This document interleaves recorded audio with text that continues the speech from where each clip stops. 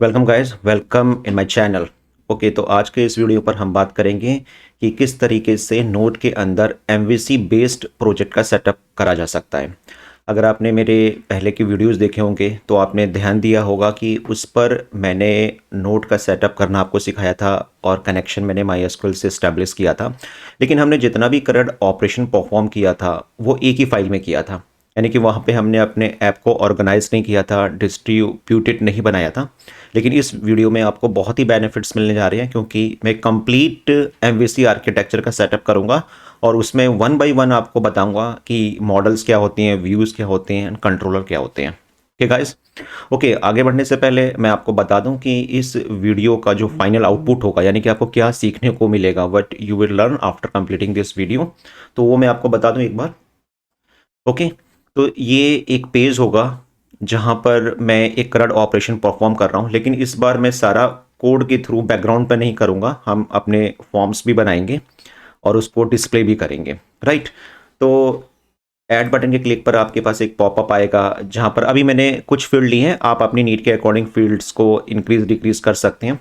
Background पर हमारे पास PHP माई admin पर एक डाटाबेस डिजाइन कर रखा है जिस पर मेरा टेबल का नाम यूजर्स है जो अभी ब्लैंक है, right. With the help of this एक पॉपअप आएगा, आप यहाँ से एम्पल demo@gmail.com एंड 1 2 3 4 5 6 7 8 9 10 अभी वैलिडेशंस नहीं है, राइट। सिर्फ मैं आपको CRUD ऑप्शन परफॉर्म करना बता रहा हूँ। और as soon as we click on add employee, ये देखिए, और यहाँ पर आप देखोगे डेमो आ गया। ओके, अगर if you want to edit तो आप एडिट पर क्लिक करोगे एंड सब फॉर एग्जांपल मैंने डेमो की जगह अंकित लिख दिया और यहाँ पर डेमो अंकित 0000 और मैं अपडेट करूँगा। ये देखो डाटाबेस में भी अपडेट हो गया, यूजर्स, वेरी गुड। और यहाँ पर भी, and if you want to delete, अगर मैं इसको डिलीट करता हूँ लाइक दिस वन, और देखो एक मैसेज भी हमारे पास बदल रहे हैं, राइट। यानी कि जब मैंने ऐड किया सुनील और s@gmail.com और दिस वन और ऐड एम्प्लॉय, तो एम्प्लॉय एडेड सक्सेसफुल, यानी कि अकॉर्डिंग टू CRUD ऑपरेशंस यहाँ पर आपके मैसेजेस भी बदल रहे हैं और डाटाबेस में भी ये चीज़ आ रही है। ओके, तो ये पूरा कंप्लीट जो व्यू आप देख रहे हो, ये जो HTML पेजेस आप देख रहे हो जहाँ पर मैं डिस्प्ले करा रहा हूँ, पॉपअप में मैं अपडेट और एडिट करवा रहा हूँ एंड देन यहाँ से डिलीट, राइट। ये complete node MVC based architecture है। इस प्रोजेक्ट के अंदर मैं आपको इसका पूरा किस तरीके से इसको मैंने सेटअप किया है ये मैं आपको one by one step by step बताऊंगा, राइट। तो आगे बढ़ने से पहले मैं आपको, क्योंकि ये प्रोजेक्ट MVC बेस्ड है, तो छोटा सा इंट्रोडक्शन, ब्रीफ इंट्रोडक्शन मैं MVC का आपको क्लियर कर देता हूँ, राइट।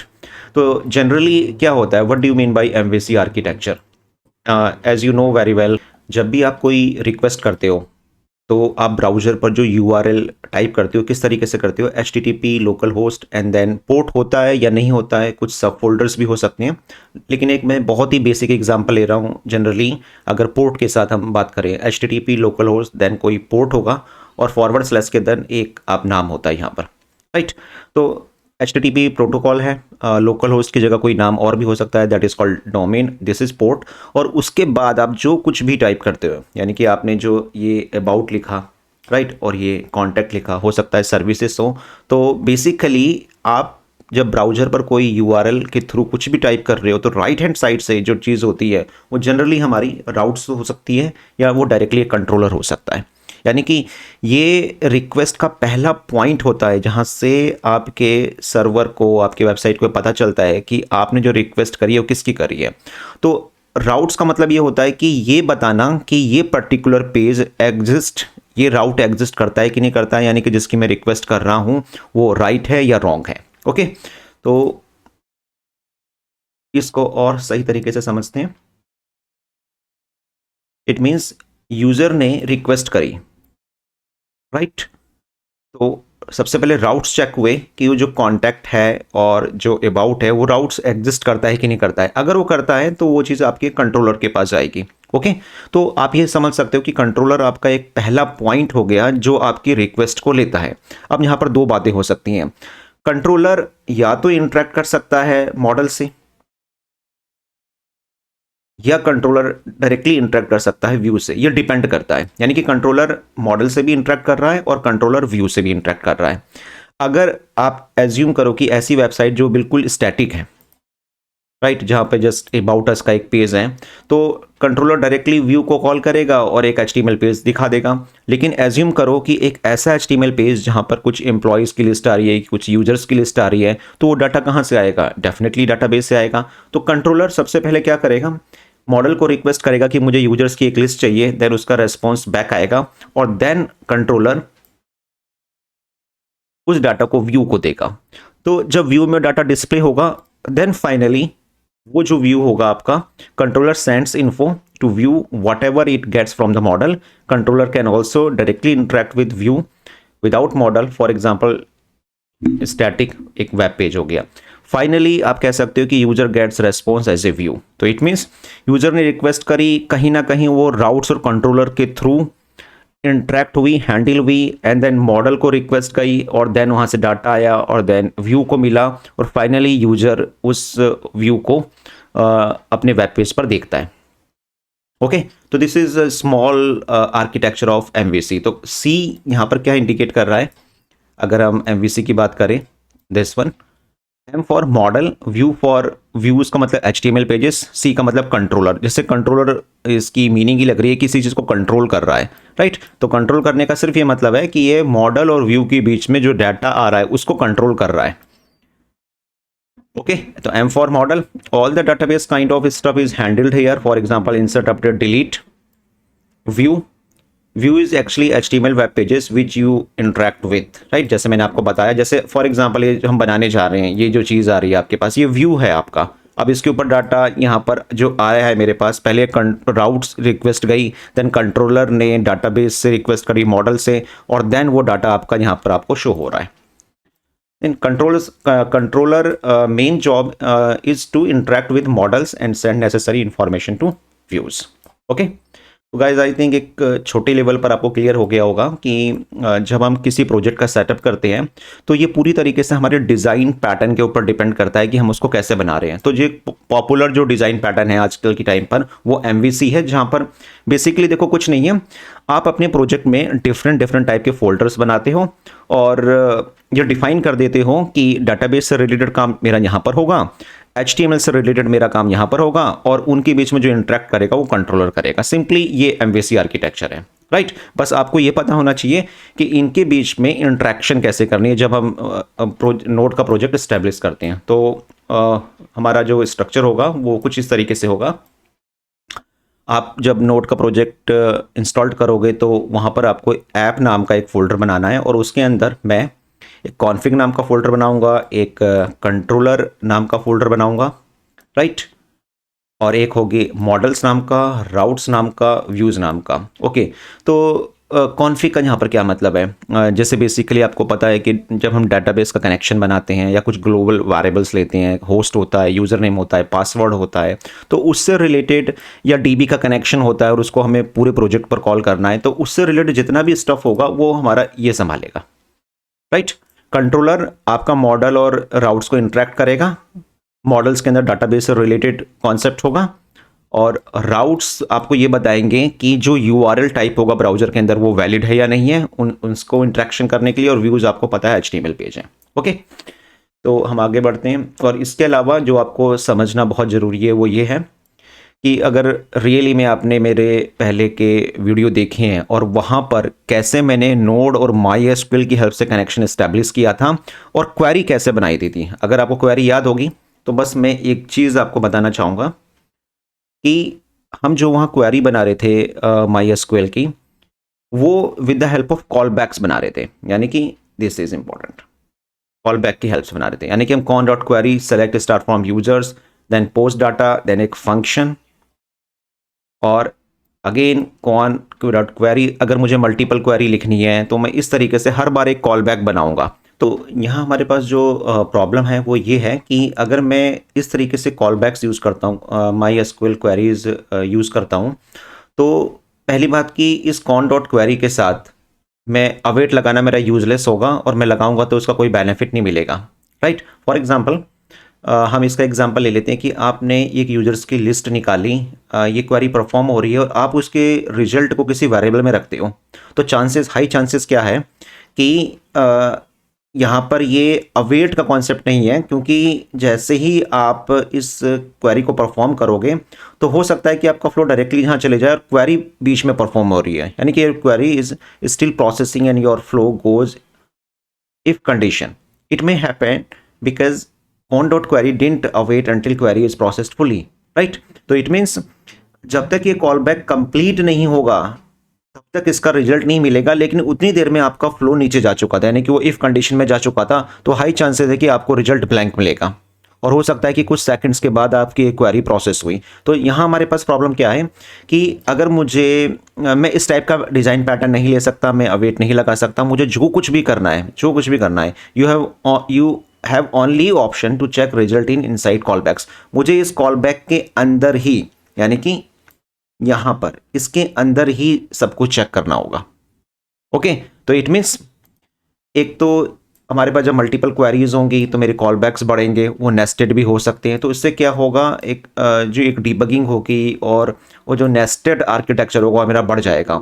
तो क्या हम इस क्वेरी में जो नेस्टेड कॉल बैक्स होते हैं इसको अवॉइड कर सकते हैं, यानी कि मुझे नेस्टेड कॉल बैक का कॉन्सेप्ट भी मिल जाए और मुझे लिखना भी ना पड़े, मैं अवेट वाली थ्योरी को यूज़ कर सकूं, यानी कि जब तक ये क्वेरी परफॉर्म नहीं होगी वो मेरा नेक्स्ट रिजल्ट पे जाएगा भी नहीं। ओके, तो यहाँ पर इस वीडियो के अंदर ये चीज़ मैं न्यू इंट्रोड्यूस करूँगा जिसको मैंने लास्ट वीडियोस में कभी नहीं बताया है। This is called util dot प्रोमिसिफाई।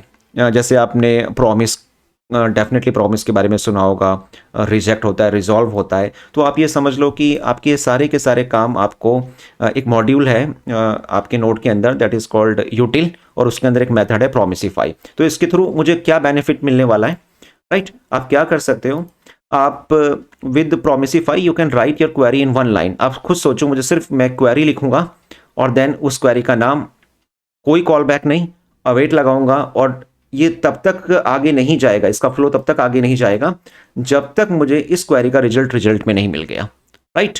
तो सबसे बड़ा बेनिफिट क्या होगा मेरे पास कि मुझे कॉल बैक्स यूज़ नहीं करने पड़ेंगे बार बार और मैं डायरेक्टली माई क्वेरी यूज़ कर सकता हूँ। तो इस वीडियो के अंदर हमारा पूरा का पूरा कॉन्सेप्ट इस तरीके से होगा। ओके, तो इस वीडियो के अंदर एक चीज़ आपको देखने को मिलेगी कि मुझे टाइम भी बचाना है, वीडियो बहुत बड़ा ना हो जाए, तो मैंने प्रोजेक्ट का सेटअप पहले से कर रखा है, इसको रन करके मैं पहले ही देख चुका हूँ। मैं बस वन बाय वन आपको सारे स्टेप्स बताऊंगा जो मैंने इस पूरे प्रोजेक्ट में फॉलो करे हैं और वो आपको भी फॉलो करने हैं। इसका कोड आपको गिटहब में मिल जाएगा, डिस्क्रिप्शन में लिंक होंगे, आप कोड वहाँ से निकाल सकते हो। मेनली मेरा एम है कि आपको स्टेप बाय स्टेप सारे प्रोसेस को समझाना। स्टेप क्या है, npm init -y स्विच आपके ऊपर डिपेंड करता है, नहीं लगाओगे तो आपको वन बाय वन क्वेश्चंस के आंसर देने होंगे। फॉर एग्जांपल आपको बताना होगा कि नेम क्या है, वर्जन क्या है, डिस्क्रिप्शंस मेन, और अगर -y आप यूज़ करते हो तो ये सारी चीज़ें आपको नहीं बतानी होगी, ठीक है। जब आपका ये प्रोजेक्ट इंस्टॉल्ड हो जाएगा तो मेरे पूरे प्रोजेक्ट के अंदर जो पैकेजेस यानी कि जो मॉड्यूल्स में यूज़ करने जा रहा हूँ वो है connectflex.env EJS express express MySQL nodemon util। तो मेक श्योर कि जब आप प्रोजेक्ट इंस्टॉल करो तो ये सारे पैकेजेस, सारे मॉड्यूल्स आप वन बाय वन इंस्टॉल कर लो। करने का तरीका क्या है, वेरी सिंपल, आपको लिखना है npm installed और उसके बाद उन पर्टिकुलर मॉड्यूल्स का नाम, लाइक दिस वन। छोटे से एग्जांपल मैंने आपको बता रखा है, जो पैकेज यहाँ नहीं है आप वो यहाँ से कॉपी करोगे लाइक दिस वन और इस तरीके से आपको पेस्ट कर देना है और आप वन बाय वन मतलब इंडिविजुअली भी इंस्टॉल कर सकते हो। ओके, तो जब आप अपने प्रोजेक्ट को इंस्टॉल कर लोगे, नोड का प्रोजेक्ट आप सेटअप करोगे, तो बाय डिफ़ॉल्ट उसके अंदर आपको ये ऐप फोल्डर नहीं मिलेगा, server.js फाइल नहीं मिलेगी। ओके, तो करना क्या है, जैसे ही आपका ये प्रोजेक्ट इंस्टॉल्ड हो जाता है तो हम इस वाले आर्किटेक्चर को फॉलो कर रहे हैं जैसे मैंने आपको बताया था। आपको एक ऐप नाम का फोल्डर बनाना है और उसके अंदर 1 2 3 4 5 फोल्डर चाहिए, क्योंकि हम MVC आर्किटेक्चर बना रहे हैं। तो एक कॉन्फ़िग, एक कंट्रोलर होगा, एक मॉडल होगा, व्यूज होगा, and config and routes. Okay, तो first of all you have to create app folder, और उस ऐप फोल्डर के अंदर एक कॉन्फ़िग फोल्डर बना लो, कंट्रोलर्स बना लो, मॉडल्स बना लो, राउट्स, व्यूज। मैं VS कोड यूज़ कर रहा हूँ, बनाने का तरीका बहुत आसान है। यहाँ पे ऑप्शंस आ जाते हैं लाइक दिस वन। आप राइट क्लिक करके न्यू और फोल्डर से भी बना सकते हो। ओके, तो और एक फाइल आपको और क्रिएट करनी है रूट पर, that is the starting point, that server.js at the root of the project. और रन करने के लिए प्रोजेक्ट होता है npm run start। जैसे ये मैंने server.js फाइल बना ली है, और ऐप के अंदर में आर्किटेक्चर दिखा देते हैं। देखो कॉन्फ़िग है, कंट्रोलर है, मॉडल्स है, राउट्स है, व्यूज है। तो जब आप इस प्रोजेक्ट को एस्टैब्लिश करो, वैसे तो गिटहब से आपको पूरा कोड मिल जाएगा, लेकिन अगर वन बाय वन आप खुद एस्टैब्लिश करते हो तो ज़्यादा सीखने को मिलेगा। तो आपका जो फोल्डर का आर्किटेक्चर होगा, स्ट्रक्चर होगा, वो इस तरीके से होना चाहिए। ओके, तो सबसे पहले मैं आपको कनेक्शन एस्टैब्लिश करना बता दूं और server.js फाइल के बारे में। ओके, तो सबसे पहले server.js फाइल के अंदर मैं आपको इसके बारे में बता देता हूँ। आपको एक्सप्रेस के बारे में पहले भी पता होगा, लेकिन छोटा सा ब्रीफ इंट्रोडक्शन दोबारा दूंगा। एक्सप्रेस एक फ्रेमवर्क है नोड के लिए, जिसकी हेल्प से आप अपना एक लोकल सर्वर क्रिएट कर सकते हो और बहुत सारे दूसरे स्टफ्स मैनेज कर सकते हो, जो वन बाय वन मैं आपको बताऊंगा।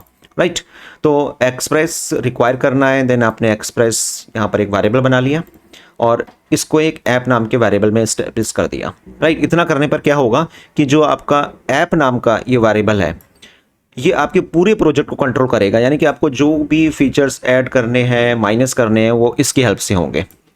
राइट, अब जब आप इसको यूज़ कर लेते हो और अपनी ऐप इस्टेब्लिश कर लेते हो, तो आपको सीधा बॉटम पर आते हैं और app.listen and then port number. और अगर आपको अपना एक सर्वर स्टार्ट करना है, सर्वर बनाना है, तो simply you have to type app.listen और देन किस पोर्ट पर, 8085 या आपने पोर्ट इस्टेब्लिश कर रखा है, यहाँ पर आपका पोर्ट रन करना शुरू कर देगा। ओके, इसके और एक चीज़ और बता दूं कि अगर आप चाहते हो कि नोड के प्रोजेक्ट के अंदर आपको एक ग्लोबल वेरिएबल डिक्लेयर करने हैं, यानी कि आप कह सकते हो एक इन्वायरमेंट फाइल, तो वो जो पैकेज है जो रेस्पॉन्सिबल है उसके लिए .env पैकेज आपको इंस्टॉल करना है। इसकी हेल्प से आप क्या कर सकते हैं, अपने प्रोजेक्ट में, जैसे ये देखो env फाइल यहाँ पर इस्टेब्लिश कर सकते हो। इससे मुझे एक बेनिफिट मिलेगा कि मैं पूरे प्रोजेक्ट में इस इन्वायरमेंट फाइल के चीज़ों को यूज़ कर सकता हूँ। तो फॉर एग्जांपल जैसे मैंने लिखा है पोर्ट 8089.env, होस्ट है, यूज़र है, लोकल होस्ट, डाटाबेस का नाम, ये सारी चीज़ें आप यहाँ इस्टेब्लिश कर सकते हो। ओके, तो इतना करने के बाद जब आप ये स्टार्टिंग की ये दो लाइनें एक्सप्रेस और ऐप डॉट लिसन कर लोगे, तो इससे आपका एक सर्वर रन होना जाएगा। हाँ, यहाँ पर एक चीज़ और है, और इन्वायरमेंट फाइल के अंदर अगर ये पोर्ट मिल गया तो ये यहाँ से इसको उठाएगा, इस पोर्ट को 8089 को, और अगर ये यहाँ नहीं मिलेगा तो ये 8085 को डालेगा। ओके, अगर आपने इन्वायरमेंट मॉड्यूल्स इंस्टॉल किया भी नहीं है तब भी वो ये कमांड आपकी सही होगी, यहाँ कोई एरर नहीं आएगी, और उसको जब ये नहीं मिलेगा तो डेफिनेटली 8085 पर जाएगा। ओके, तो इसको अगर हम रन करके देखें, मैं इसको एक बार क्लोज कर देता हूँ आपको दिखाने के लिए, और npm रन स्टार्ट, रन करने का तरीका, जो प्रोजेक्ट को कैसे हम रन करते हैं। तो आई थिंक ये देखो 8089 पर ये हमारा इस्टेब्लिश हो गया।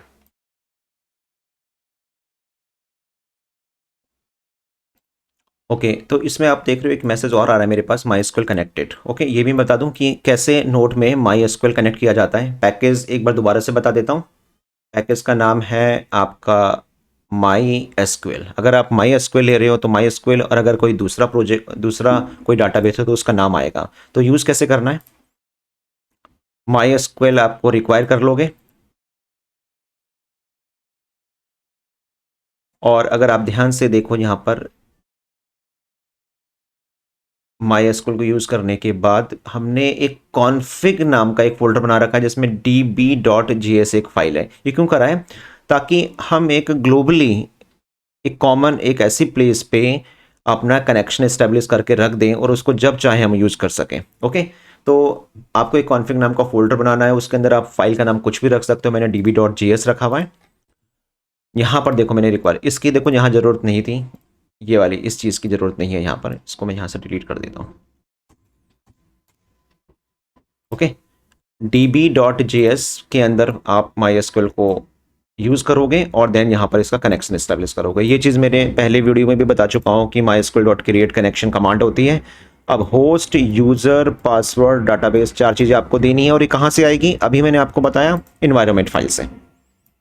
आप यहाँ से इसको इस्टेब्लिश कर सकते हो।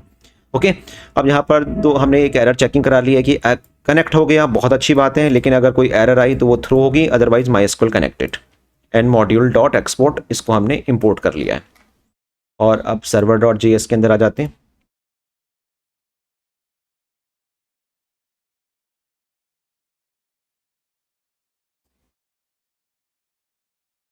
ओके, और जहाँ पर भी हमें इस db.js फाइल की ज़रूरत होगी हम उसका वहाँ पर यूज़ कर लेंगे, इसलिए हमने इसको यहाँ पर कॉमन अलग कर दिया है। और यही एक सही तरीका है कि कभी भी किसी प्रोजेक्ट में काम करो तो डाटाबेस का कनेक्शन कहीं कॉमन होना चाहिए, सो दैट इसको मैं बार बार यूज़ कर सकूँ। ओके, तो इसमें मैंने आपको ये बता दिया कि कैसे एक्सप्रेस का इसके थ्रू ऐप बनाई जाती है और कैसे आप अपना एक लोकल पोर्ट पर लोकल सर्वर इस्टेब्लिश कर सकते हो। ओके, अब यहाँ पर हम बात करते हैं राउट्स की। तो उससे पहले मैं नोड में उन लोगों के लिए तो बता दूं एक छोटा सा इंट्रोडक्शन कि नोड में अगर आपको अपने राउट्स बनाने हैं, राइट, अभी MVC की हम बात नहीं करें, सिंपल एक राउट्स बनाने हैं कि मैं एक रिक्वेस्ट करूं और देन उसका रेस्पॉन्स मेरे पास आए। तो एक छोटा सा एग्जाम्पल मैं ले लेता हूँ। ये जो ऐप नाम का वेरिएबल आपने यूज़ किया था, इसकी हेल्प से हमारे पास 3 कीवर्ड मिलते हैं। ऐप.यूज़, ऐप.यूज़ का मतलब ये होता है कि मुझे इस ऐप के अंदर कुछ पर्टिकुलर फीचर्स को ऐड करना है या कोई रिक्वेस्ट करनी है, तो हम ऐप.यूज़ कर सकते हैं। तो इसको मैं ओपन कर देता हूँ, ये मैंने कमेंट कर रखा है। आपने लिखा ऐप.गेट और जो आपकी रिक्वेस्ट होती है पोस्ट हो सकती है, पैच हो सकती है, गेट हो सकती है। तो हम ऐप की हेल्प से गेट रिक्वेस्ट बनाते हैं, /test एंड देन ये देखो मैंने कॉल बैक यूज़ कर रखा है और देन res response.json और मैसेज वर्किंग। एक छोटा सा समझने के पर्पज से ये मैंने चीज़ बनाई हुई है। इट मीन्स अगर इस पोर्ट पर या अगर ये वाला पोर्ट मिल गया उस पर अगर मैं टेस्ट नाम की रिक्वेस्ट करता हूँ, जैसे अभी हमने बात कर दी, इसको हम अब राउट मानेंगे कि आपका एक राउट है। जैसे मैंने आपको यहाँ पर भी इंट्रोडक्शन दिया था, अगर आपको ध्यान होगा कि // के बाद अबाउट टाइप करोगे एक राउट है, कॉन्टैक्ट टाइप करोगे एक राउट है।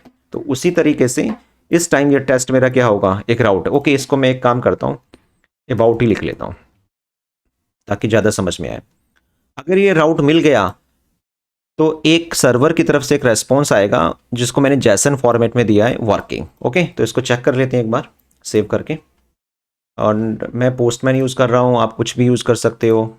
तो ये देखो HTTP localhost 8089 और मैंने यहाँ पर लिखा अबाउट, रन करते हैं। ये आ गया आपके पास मैसेज वर्किंग। आई होप कि एटलीस्ट आपको ये तो पता चल गया होगा कि हम राउट कैसे बनाते हैं और उसको हम कैसे यूज़ कर सकते हैं। लेकिन अब एक प्रॉब्लम है कि अगर हम MVC आर्किटेक्चर को फॉलो कर रहे हैं तो मैं सारा काम server.js फाइल के अंदर नहीं कर सकता। मैं क्या करूँगा, अपने राउट्स को एक अलग फोल्डर में ले जाऊँगा, जो रिक्वायरमेंट होगी उससे रिलेटेड मैं फोल्डर अपना अलग बना लूँगा राउट से रिलेटेड, और उसको मैं आप server.js में कॉल कर लूँगा। अब देखो तरीका क्या है, हम पहले स्टेप पर बात करें कि यूज़र ने रिक्वेस्ट करी एंड देन उसको राउट्स मिलना जरूरी है और देन कंट्रोलर। तो अभी मैं 2 स्टेप यहाँ पर आपको समझाऊंगा कि कैसे राउट्स और कंट्रोलर को मैनेज किया जाता है। ओके, तो देन कैसे होगा, तो यहाँ पर मैं बता चुका हूँ कि आपको ये आपके फोल्डर्स बनाने हैं। देन राउट्स नाम का फोल्डर, उसके अंदर एक फाइल मैंने बनाई है यूजर्स route.js। आप कोई भी अपनी नीड के अकॉर्डिंग फाइल बना सकते हो।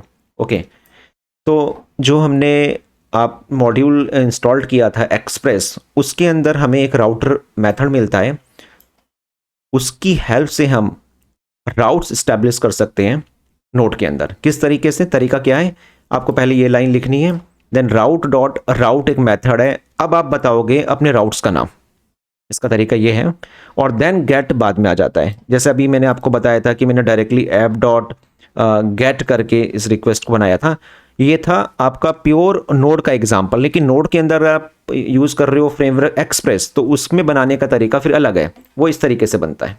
ये एक डिफरेंस है, ये आपको समझना जरूरी है। तो मैंने कुछ अपने राउट्स बना लिए, गेट यूजर्स बना लिया, फॉर्म सबमिट, अपडेट एम्प्लॉय और delete employee and then it, ये अलग अलग राउट्स होते हैं।